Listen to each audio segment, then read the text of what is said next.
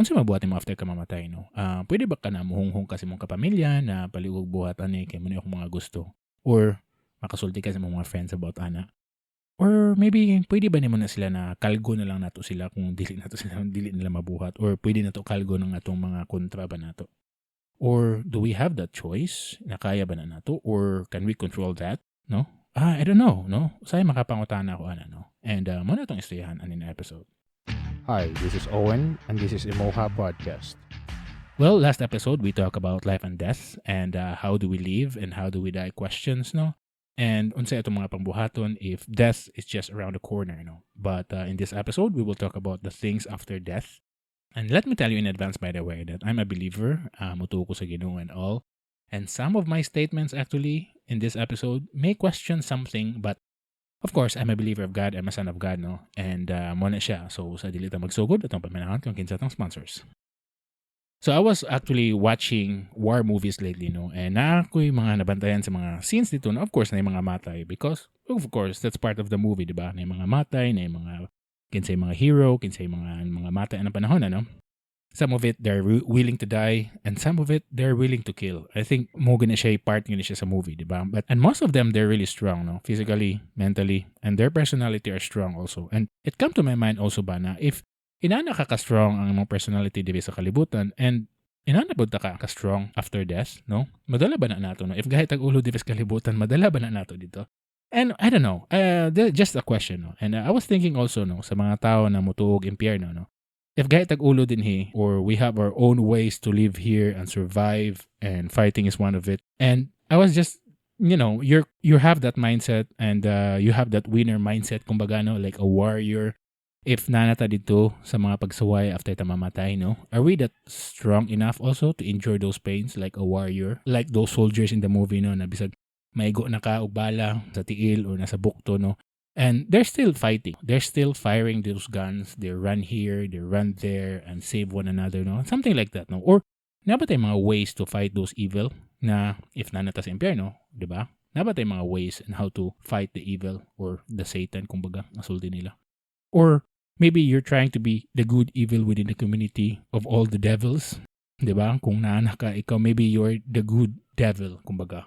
And maybe we're trying to be the spy and provide information sa mga angels kung unsay plano ni Satanas, no? And we feed those information dito sa mga angels para lang yun, just to penetrate kung unsay mga plano sa Satanas, no? Because, you know, Satan is the business tycoon, kumbaga, or the greatest influencer in his kingdom. And we don't know how many followers kung nasa iya, diba? And maybe one of these days, you have the power to choose which one you will follow, diba? I don't know. Wala ko kabut, ana, no? And I don't know kung unsay mga answers, ana. And if I will be unlucky, and because of my sins here, no? And I might be in hell, or I don't know, wala pa ako kabalo, no? And if mahitabo magaya, no? Then, maybe I need to know if there's a way to escape the hell. Kung nabatay mga secret agent na makaikyas sa impyerno. Or maybe kung si James Bond makaikyas ano ng mga building, ng ambak ano ng mga inanakatas ng mga building, no? Or maybe ang Mission Impossible na nakabuhat sa mga imposible na mga mission. And maybe you still have that edge to go out in prison like hell. Like kang Michael Scofield sa Prison Break. Well, I don't know. I mean, just a thought lang. Ha? Like maybe on the other hand also, if you go to heaven, no? I heard that we are all equal there. I think mo na siya, no? But still, wala gyapon ta kabalo kung unsay na dito, no? Like, and angels are warriors, by the way, no? And they are facing different battles, and we don't know kung unsay ilang gipang atubang din na mga battles, no? They're different encounters, di ba? As we believe, or maybe as I believe, because maybe you're not a believer, no? And well, my question there is that how to become an angel? Oh yeah, ang purgatorio, hapit ko nakalimutan, ano? Well, purgatory, the place in between the heaven and the earth, no? The place where you need to do good things sa purgatorio. Para lang yun malangit ka. Or if dili ka magtarong, then maybe you go to hell, right? Well, meaning, do we have the control in life, no? If nanata sa purgatorio, do we have the control kung unsa tong pagbuhaton dito sa purgatory? Diba? So my question there, what if this life is already the purgatory? Or maybe this is the time where we control ourselves and choose which one to follow. Like, you want to follow the hell? You want to follow heaven? Well, I don't know. Or maybe maabot ka sa heaven. Maybe you are one of the angels, no? The warrior kind of angel. But the question there, how do we know if you're that kind of angel, the warrior kind of angel, or maybe the protector kind of angel. I don't know, di ba? Di ta katubag no. So wala pa ginakasulti na to no, in front of us na at least lang no, makapangutan nata kung unsa gina dito. No? I mean, I don't know, no? If ikaw ang klaseng tao na mutanaw kag mga reviews or makakita kag mga nindot na mga products sa online, no, na ganahan na po ka mo sa why is because nindot man siya review, no? But from there, wala ta nakakita unsay mga reviews after death, di ba? There's no 5-star review or maybe a 1-star review that you believe that there is a life after death. Diba? I don't know. How do we believe it? Diba? No one told us the story na that life is a great life, no? Na after ta mamatay, it's really a great life. Or maybe it's not. I don't know. If na musulti mo ganyan mo, siguro you don't believe it. It's because motuta na wala pa'y nakabalik din sa kalibutan, diba? And for sure, if na magani tao musultian na ganahan lang sila musikat sa social media, umaingon sila na kana, diba? And you don't bother asking siguro. It's just like, it's a personal interest siguro. And in the biblical stories na nagintay gingon like resurrection, diba? And ay mga evidence before na ay heaven and earth, no? But that was long time ago, no? Pila na ka years aning labay. And well, they sell the story, diba? They believe, no? Some of it they're buying the story, diba? And some of it they have different belief, no? Mo na yung mga daghan kay mga religion, no? From Muslim, Catholic, born again, Iglesia ni Cristo, Mormons, Basabadista, daghan, no? And daghan kay mga nahimo because they're powered by beliefs, di ba? And ang pangutana, kinsa man daw ang malangit, di ba kita tanan? As long as you have the belief. But what if the atheists, katong mga taong dili mo tuog Ginoo, they believe in nothing? Well, that's still a belief, di ba? It's because as the years go by, because of this technology niyan, people have doubt about their belief, no? Because wala sila evidence, but only the faith they bought long time ago, no? The stories, no? The stories they believe in.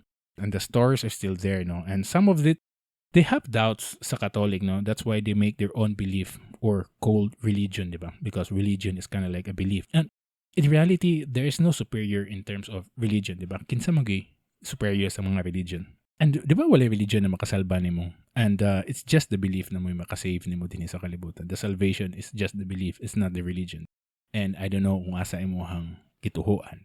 And one thing, by the way, na dili na ko ganahan in episode is because in this episode, bunga man siya sa mga war movies na akong gipanglantaw itong mga ni Agi, no? And because of my last episode also about the death of a family member, no? And because of this, I have some questions and my creativity siguro, no, sa pick up lang na maong nakahimo ko in episode, no? But well, anyway, just my final thoughts na lang ani on this topic is that, well, first, pasensya ay lang ko an episode because I question your belief or sa bagani kung na-question ba na ko inyong belief. And I'm not here to convince you, by the way, to have a belief, but I'm just here to confuse you, diba? And to confuse your belief, kumbaga.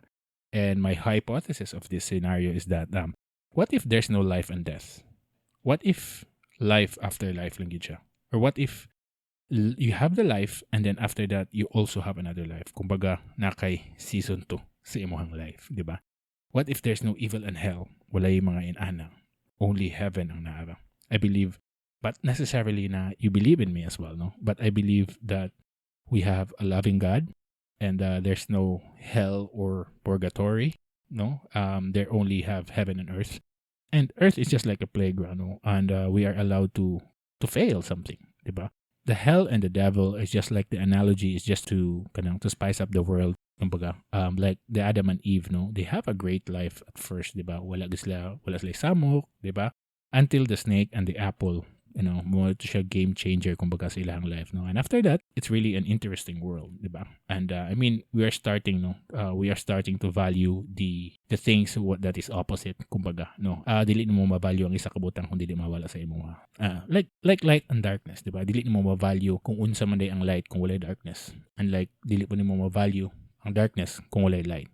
And same like life and death, or maybe the bad and good, or angels and devils, the living and the dead. And after all, we will be going to the same place called heaven, kumbaga. And we only have life after life. And like again, I'm not here to convince you, but I hope this episode confuses you. And I just really want to leave a question before you go. This episode may question your belief or not, no? And I just really want to ask you which belief you really want to follow. And I'm hoping that you will answer that it's all your personal belief. Kumbaga, kung unsay mga personal belief nimo, then you believe it, di ba? Just in case, if you don't know which one to follow, then you can always follow us in our social media channel. We're available in YouTube, Facebook, Instagram, Spotify, Apple Podcasts, Google Podcasts, Pinterest, and buymeacoffee.com. No? And ayaw lang kalimti, basta magluto, maglimpyo, manghugas, manglaba, magkaon, mag-inusara. Kali na podcast para sa imo. I'll see you in the next episode, and I love you, and God loves you. Bye-bye.